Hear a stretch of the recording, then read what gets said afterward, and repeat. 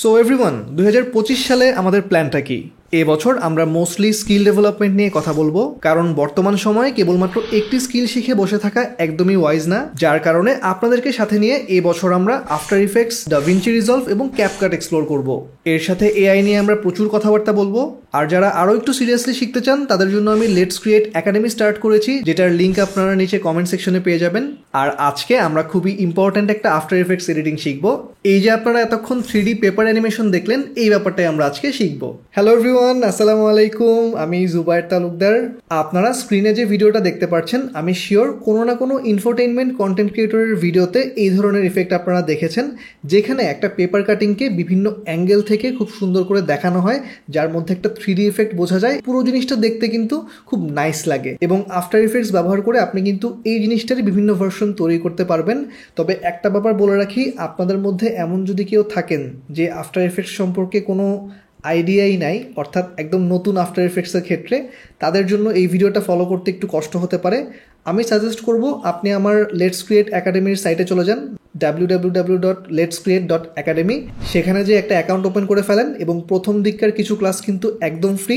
আপনি আফটার ইফেক্টসের প্রথম দিকের ক্লাসগুলো একটু দেখেন, এরপর আপনি ডিসাইড করেন আফটার ইফেক্টস নিয়ে কি আপনি কাজ করতে চান কিনা। যদি আপনি কাজ করতে চান, সেক্ষেত্রে কিছু ক্লাস দেখার পর আপনি যদি এই ভিডিওটা ফলো করেন, আপনার জন্য বুঝতে সুবিধা হবে। তাহলে চলেন শুরু করা যাক।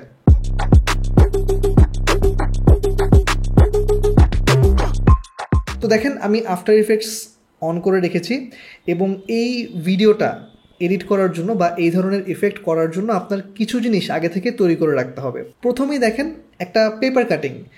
আপনি তো একটা পেপার কাটিংয়ের বিভিন্ন অংশই দেখাবেন, রাইট? সো পেপার কাটিংটা খুবই ইম্পর্টেন্ট। সাধারণত এই ধরনের ভিডিওতে অনেক আগে কোনো ইম্পর্টেন্ট ইভেন্ট হয়েছিল, এই ব্যাপারগুলো পেপার কাটিংয়ের মাধ্যমে দেখানো হয়, যে এত সালে এই ইভেন্টটা হয়েছিল, তখন এই মানুষ এই কথা বলেছিল, এটসেট্রা এটসেট্রা।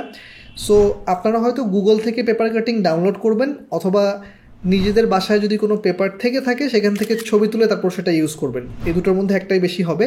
আমার সাজেশন হচ্ছে, আপনি যখন এই পেপার কাটিংটা ইউজ করবেন, চেষ্টা করবেন অবশ্যই পিডিএফ ভার্সনটা ইউজ করতে। কেন পিডিএফ ভার্সনটা ইউজ করবেন আমি এডিট করার সময় বলছি, বাট পিডিএফ ভার্সনটা আপনাকে বেটার রেজাল্ট দিবে। আচ্ছা, আর যদি মনে করেন যে না, আপনি কোনো পেপার কাটিং ইউজ করবেন না, স্পেসিফিকভাবে নিজে থেকে একটা বানিয়ে নিতে চান, যেটা আমি করেছি। আমার এই পেপার কাটিংটা যে দেখছেন, এটা হচ্ছে নিজে থেকেই করা এবং এই জিনিসটা একদম ফ্রি। কিভাবে ফ্রি? এই যে দেখেন, আপনি যদি ক্যানভাতে চলে আসেন, ক্যানভাতে এরকম অনেক টেমপ্লেট আছে, যেটা কিনা কাইন্ড অফ নিউজ পেপারিশ একটা ভাইব দেয়। আপনি আপনার পছন্দের টেমপ্লেটটা নেবেন, অনেকগুলো কিন্তু ফ্রি থাকে, এবং সেই টেমপ্লেটে আপনার পছন্দ মতো টেক্সট দিবেন, আপনার পছন্দ মতো ছবি দিবেন এবং একটা সুন্দর মতো পেপার কাটিং করে দিবেন, যেটা আমার ক্ষেত্রে আমি করেছি। মাত্র 5 মিনিট সময় লেগেছে। নাম্বার 2 হচ্ছে আপনার কিছু অ্যাসেট প্রয়োজন, যে অ্যাসেটগুলো আপনারা ফ্রিতে পেয়ে যাবেন ইউটিউবে। যেমন দেখেন, এখানে কিছু জিনিস আছে, এগুলো হচ্ছে প্রত্যেকটা মার্কিং। কাইন্ড অফ হচ্ছে আমি যখন কোনো একটা স্পেসিফিক ইভেন্ট মার্ক করব, এই কালারগুলো দিয়ে যাতে মার্ক করতে পারি, এবং এটার ব্যাকগ্রাউন্ডে গ্রিন স্ক্রিন থাকবে, এই ব্যাপারটা ইম্পর্টেন্ট। ইউটিউব একটু ঘাটাঘাটি করলেই পেয়ে যাবেন। আর ইন কেস যদি ইউটিউবে না পান, আপনারা আমার লেটস ক্রিয়েট একাডেমিতে চলে যাবেন। সেখানে কিন্তু ক্লাসের নিচে, এই ক্লাসটাও কিন্তু আপনি বোনাস ক্লাসের আন্ডারে পেয়ে যাবেন। সেখানে হচ্ছে ডেসক্রিপশনটা একটু সার্চ করলেই লিঙ্কটা পেয়ে যাবেন, আমি সেখানে লিঙ্কগুলো দিয়ে দিব। আর আরেকটা অ্যাসেট আমি এখানে রেখেছি সেমভাবে গ্রিন স্ক্রিনে। এটা একটু ডিফারেন্ট। কিভাবে ডিফারেন্ট দেখেন, আগেরটা ছিল জাস্ট একটা মার্ক, আর এটা হচ্ছে দেখেন একটা সার্কেল, মানে একটু ওভাল শেপের সার্কেল আর কি। সো এই দুই ধরনের অ্যাসেট আমি ব্যবহার করছি, আপনি চাইলে অন্য ধরনের অ্যাসেটও ব্যবহার করতে পারেন। আর লাস্টলি আমার একটা ব্যাকগ্রাউন্ড লাগবে। আমি এখানে একটা মুভিং ব্যাকগ্রাউন্ড ব্যবহার করছি। এরকম সিমিলার ব্যাকগ্রাউন্ড আপনারা কিন্তু ইউটিউবে পেয়ে যাবেন, বাট এই জিনিসগুলো আপনার পছন্দ অনুযায়ী আপনি সিলেক্ট করতে পারেন।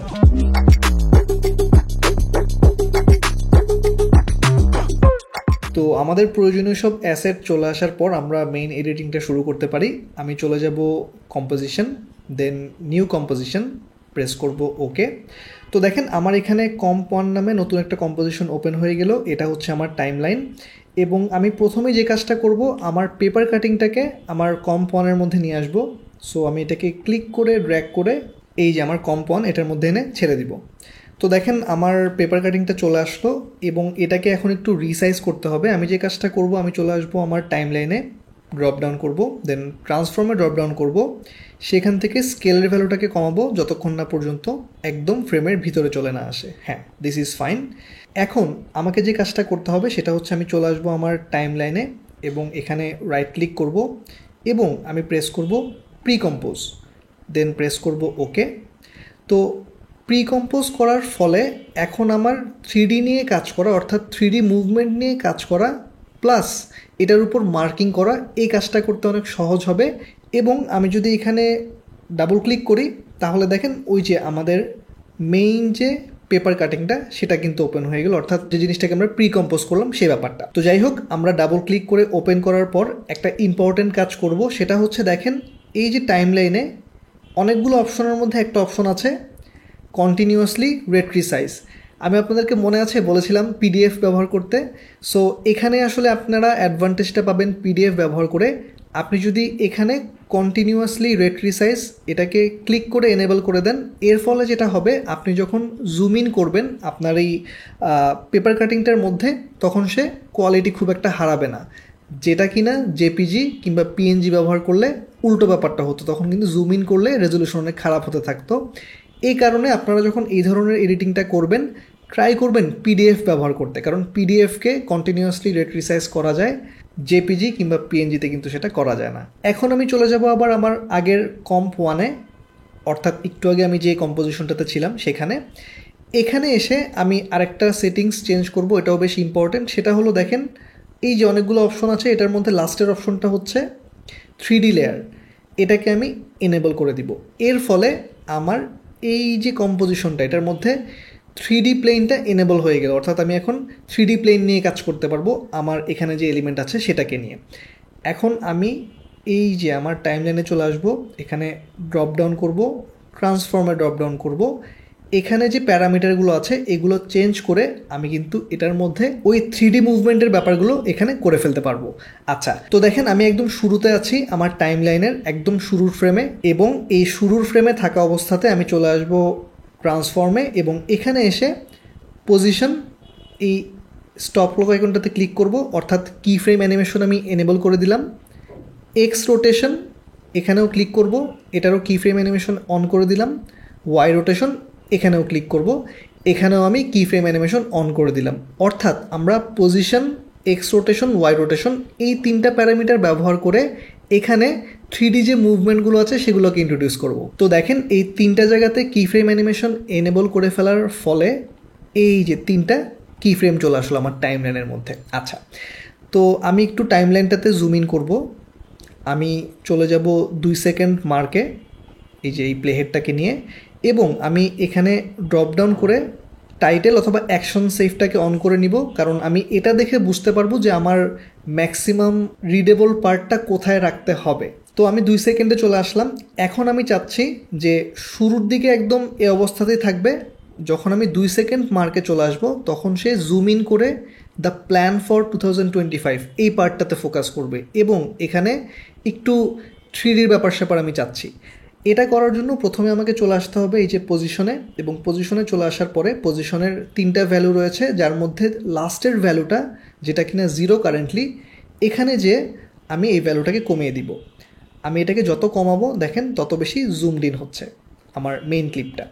আচ্ছা, সো মোটামুটি আমি ভালো পরিমাণ এটাকে জুম ইন করে দিব, এবং আমি এটাকে ক্লিক করে ড্র্যাগ করে নিচের দিকে নামিয়ে আনবো, কারণ আমার তো আসলে প্রয়োজন এই যে এই টেক্সট দ্য প্ল্যান ফর 2025 এই পার্টটা। সো আমি দেখেন এটাকে মোটামুটি সেন্টার বরাবর রাখছি। এরপর আমি চলে আসবো এক্স রোটেশনে, এবং এখানে এসে আমি একটু এর ভ্যালুটাকে কমিয়ে দিব, মেবি -25 থাকতে পারে। দেখেন এখন কিন্তু একটু অ্যাঙ্গেল করে সে এখানে প্লেস হয়েছে, রাইট? দেখতে কিন্তু ওই 3D ভাইবটা আস্তে আস্তে আসতেছে। এবং ওয়াই রোটেশনেও মেবি আমি একটু অ্যাঙ্গেল করে দিতে পারি, মেবি -30 or 31, যাই হোক।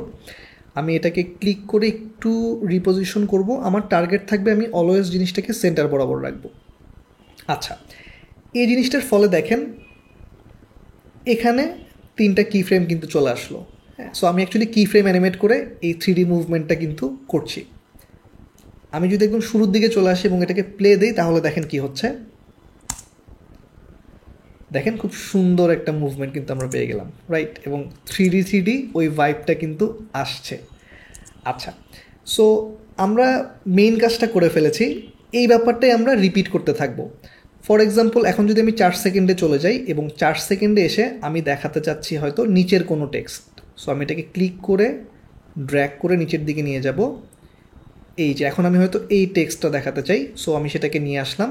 এখানে দেখেন কি ফ্রেমও চলে আসলো পজিশনের আন্ডারে, কিন্তু এই জিনিসটা না একটু বেশি জুমড ইন মনে হচ্ছে আমার কাছে, সো আমি এই কারণে পজিশনের 3 নম্বর ভ্যালুটাকে একটু বাড়িয়ে দিব সামান্য।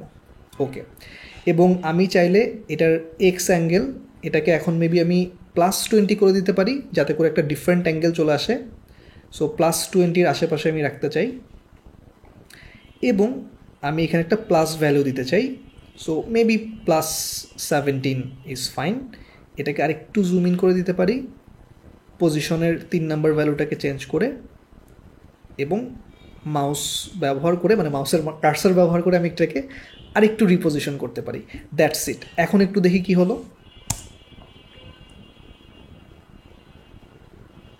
দেখেন নাইস একটা মুভমেন্ট কিন্তু আমরা পেয়ে গেলাম।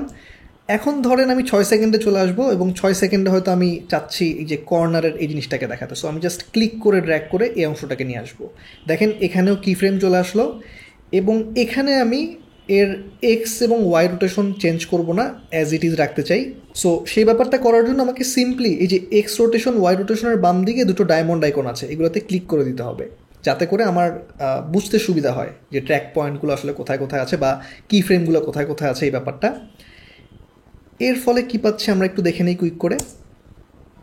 নাইস, জুম ইন করলো, দেন নিচে চলে আসলো, দেন আবার উপরে এই জায়গাতে চলে আসলো। দেখেন বেশ সুন্দর রোবোটিক মোশনই আমরা পাচ্ছি, বাট এটাকে আর একটু স্মুদেন করতে হবে, যেটা আমরা একটু পরে করব। আমি এবার চলে আসবো 8 সেকেন্ডে, এবং এখানে এসে প্রবাবলি আমি নিচের যে একটা পার্ট আছে, অর্থাৎ এআই নিয়ে যে কথাটা আমি বলছি, সেখানে হয়তো চলে আসতে পারি, এবং এখানে আমি এক্স এবং ওয়াইয়ের ভ্যালুটাকে চেঞ্জ করে দিতে পারি, মেবি -19, এবং ওয়াই এর ক্ষেত্রে ব্যাপারটা -31। ওকে, বাকিটা আমি জাস্ট ক্লিক করে ড্র্যাগ করে রিপোজিশন করব। দেখেন এখানেও কি ফ্রেম চলে আসলো। এর ফলে কি পেলাম একটু দেখে নেই কুইক করে। দেখেন খুব সুন্দর মোশন কিন্তু এখানে চলে আসলো। প্রথমে টাইটেল, দেন নিচে টাইটেল, দেন উপরের যে পার্টটা সেটা, তারপর এখানে এআই এর পার্টটা। দেখেন খুব সুন্দর 3D মোশন সহ কিন্তু ব্যাপারটা আমরা পেলাম। আচ্ছা, এখন একটা ব্যাপার থাকে, ধরেন সবসময় তো এরকম কন্টিনিউয়াস মুভমেন্ট আপনি নাও চাইতে পারেন। আপনি হয়তো চাইতে পারেন যে এখানে 2 সেকেন্ডে আসলো, টাইটেলটা পড়ার একটু টাইম আমি অডিয়েন্সকে দেই। সেটার ক্ষেত্রে কি করবেন, সিম্পলি একটু সামনের দিকে চলে আসেন, এই কি ফ্রেমগুলোকে সিলেক্ট করেন, Ctrl+C, that is copy, then Ctrl+V। দেখেন এখানে কপি হয়ে পেস্ট হয়ে গেল। এর ফলে দেখেন এই জায়গাতে কোনো মুভমেন্ট নাই, দেখেছেন? আগেও মুভমেন্ট আছে, পরেও মুভমেন্ট আছে, বাট দুটোর ইন বিটুইনে কোনো মুভমেন্ট নাই। এবং এর ফলে ভিডিওটা কেমন হলো দেখেন, আসলো, একটু পজ দিল, আবার প্লে হলো, রাইট? সো আপনি যদি চান যে অডিয়েন্সকে একটু টাইম দিবেন পড়ার জন্য, এটাও কিন্তু হতে পারে, এবং আপনি চাইলে প্রত্যেকটার ক্ষেত্রেই করতে পারেন। সিলেক্ট করেন, Ctrl+C, চলে আসেন সামনের দিকে, Ctrl+V, ব্যাস এখানেও দেখেন একটা পজ চলে আসলো। এরকম করে প্রত্যেকটাতে আপনি করতে পারেন। ব্যাস, আপনার যদি মনে হয় যে পজটাকে একটু বেশি দিবেন, সিম্পলি এই যেখান থেকে পজটা শুরু হচ্ছে এর পরের প্রত্যেকটা কি ফ্রেম সিলেক্ট করেন, দেন ক্লিক করে ড্র্যাগ করে সামনের দিকে নিয়ে যান। এখন পজটা আরও বেশি হবে, দেখেন শুরু থেকে।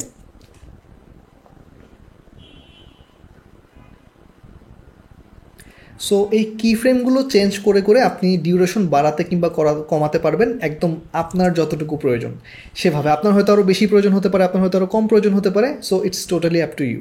তো দেখেন আমাদের এখানে মোটামুটি সুন্দর একটা মোশন আমরা পেয়ে গেলাম। আমার কাছে মনে হয় লাস্টে আমরা আবার প্রথমের মোশনটা চাচ্ছি, এই কারণে আমি এই যে প্রথম কি ফ্রেমগুলোকে সিলেক্ট করব, Ctrl+C, দ্যাট ইজ কপি, দেন এই যে প্লে হেডটা যেখানে আছে এখানে Ctrl+V। এর ফলে একদম শেষেও আগের ফ্রেমটাতে চলে আসবে, ব্যাক টু স্কোয়ার ওয়ান, ব্যাপারটা এরকম।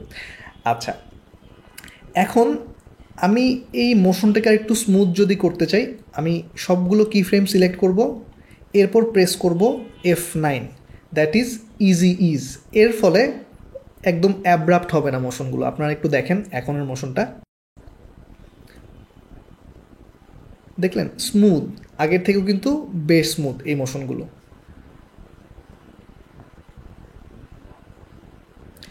এবং এই জিনিসটা ফলো করে আপনারা অনেক ধরনের মোশন করতে পারেন। আপনি অ্যাঙ্গেল চেঞ্জ করবেন, আপনি পজিশন চেঞ্জ করবেন, ক্রিয়েটিভিটির কোনো শেষ থাকবে না এই পদ্ধতিতে আর কি। তো এক একটার জন্য এক এক ধরনের মোশন আপনি হয়তো দিতে পারেন। আমি আপাতত এগুলো করছি। আমাদের মুভমেন্টের পার্টটা অর্থাৎ 3D যে মোশনটা সে পার্টটা ডান, একটা ইম্পর্ট্যান্ট কাজ শেষ। এখন আমরা চলে আসি কিভাবে আমরা স্পেসিফিক টেক্সটের উপর মার্কিং করব সেই ব্যাপারটা।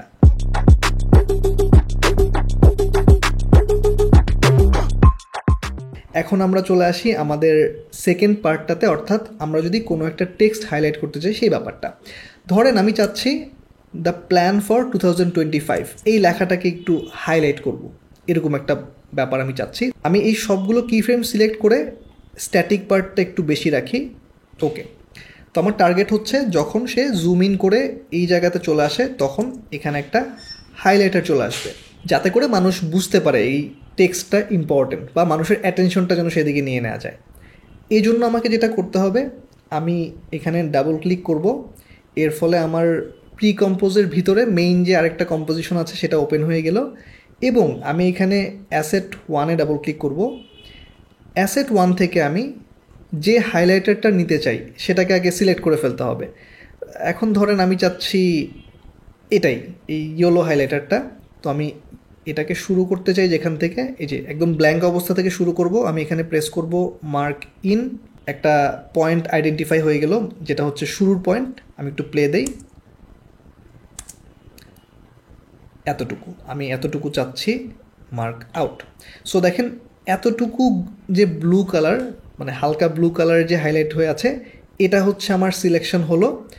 এবং এই জিনিসটাকে এখন আমি আমার টাইম লাইনের মধ্যে নিয়ে আসব। এই কারণে এটাকে ক্লিক করে ড্র্যাগ করে এই ক্লিপের উপরে এনে ছেড়ে দিব। দেখেন এর ফলে আমি যতটুকু অংশ সিলেক্ট করলাম সেটা চলে আসলো। আচ্ছা, এখন আমার দুটো কাজ আছে, একটা হচ্ছে এই গ্রিন পার্টটা রিমুভ করা এবং 2 নম্বর কাজ হচ্ছে এটাকে সাইজে ছোট করে যেখানে বসাতে চাই, যেখানে আমার টেক্সট আছে সেখানে নিয়ে যাওয়া। গ্রিন স্ক্রিনটা কীভাবে রিমুভ করব, খুবই সহজ। আমি এফেক্টস অ্যান্ড প্রিসেটে চলে যাব, এখানে সার্চ করব কি লাইট। দেখেন কি লাইট 1.2 একটা অপশন চলে আসলো। আমি এটাকে ক্লিক করে ড্র্যাগ করে এই যে গ্রিন স্ক্রিনের যে অ্যাসেটটা এটার উপর ছেড়ে দিব। এখানে কি লাইট অপশনটা চলে আসলো। আমি এই ড্রপারটাতে ক্লিক করে চলে আসবো গ্রিন কালারে এবং এখানে ক্লিক করব, ব্যাস গ্রিন স্ক্রিন রিমুভ হয়ে গেল। এখন আমি এই কর্নারটাকে ক্লিক করে ছোট করে দিব আমার এই হাইলাইটেড পোর্শনটা এবং এটাকে ড্র্যাগ করে দ্য প্ল্যান ফর 2025 এটার উপরে নিয়ে আসব। এবং আমি এটাকে রাফলি একদম টেক্সটের উপরে নিয়ে আসব, একদম রাফলি, এবং একটু হয়তো চাপিয়ে দিতে পারি। ওকে, দিস ইজ ফাইন। এবং আমি টেক্সটটা যেন, মানে এখানে প্রবলেমটা হচ্ছে কি, টেক্সটটা তো পড়া যাচ্ছে না, রাইট? এটাকে কীভাবে সলভ করব? আমি চলে আসবো হচ্ছে এই যে টাইম লাইনে আমার যে অ্যাসেটটা আছে এই অ্যাসেটের উপর রাইট ক্লিক করব, দেন ব্লেন্ডিং মোড, এখান থেকে আমি সিলেক্ট করব মাল্টিপ্লাই। ব্যাস দেখেন এখন টেক্সটটা সামনে চলে আসলো, আমার হাইলাইটারটা পিছনে চলে গেল। এবং আমি যদি একটু প্লে করি, সুন্দর একটা হাইলাইটার কিন্তু চলে আসলো। আচ্ছা, এখন আমি যদি আমার কম্প 1-এ চলে যাই তাহলে দেখেন হাইলাইটারটা না একদম শুরুতে চলে আসছে। আমি তো আসলে শুরুতে চাচ্ছি না, আমি চাচ্ছি এই যে জুম ইন করার পর হাইলাইটারটা দেখা যাবে, রাইট? এই কারণে আমাকে 2 সেকেন্ড মার্কে চলে যেতে হবে যেখান থেকে আমি শুরু করতে চাই হাইলাইটারটা। এরপর ডাবল ক্লিক করতে হবে। দেখেন আমার প্লে হেডটা একদম সেম জায়গাতেই আছে। সিম্পলি আমি এই অ্যাসেটটাকে ক্লিক করে এই যে প্লে হেড বরাবর বসিয়ে দিব, ব্যাস। এখন যদি আমি মেইন কম্পোজিশনে চলে যাই এবং এখন যদি আমি প্লে করি, দেখলেন সুন্দর এবং সুন্দর করে চলে আসলো।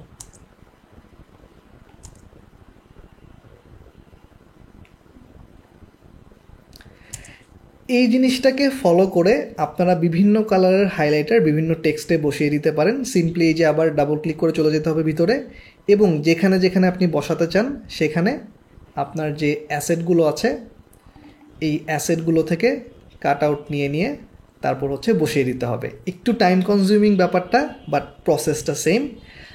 আর এই জিনিসটা যদি ফলো করেন তাহলে আলটিমেটলি ইন্ট্রোতে যে ভিডিওটা আপনারা দেখলেন এরকম ভিডিও আপনারা তৈরি করে ফেলতে পারবেন খুব সহজেই, এবং এই ক্ষেত্রে আপনাদের স্টোরিটা আমার কাছে মনে হয় আরও স্ট্রংভাবে প্রেজেন্ট করতে পারবেন, এবং এই জিনিসটা দেখতে কিন্তু সুন্দর লাগে, খুবই এনগেজিং। এবং সামনে যদি ক্লায়েন্টের কাজও কখনো করেন, আপনি যদি আপনার পোর্টফোলিওতে এরকম একটা পার্ট রাখতে পারেন, ডেফিনেটলি এই জিনিসটা কিন্তু আপনাকে হেল্প করবে। তো আপনারা সবাই ভালো থাকবেন, সুস্থ থাকবেন। আশা করছি নতুন বছরটা সবারই চমৎকার কাটবে। আল্লাহ হাফেজ।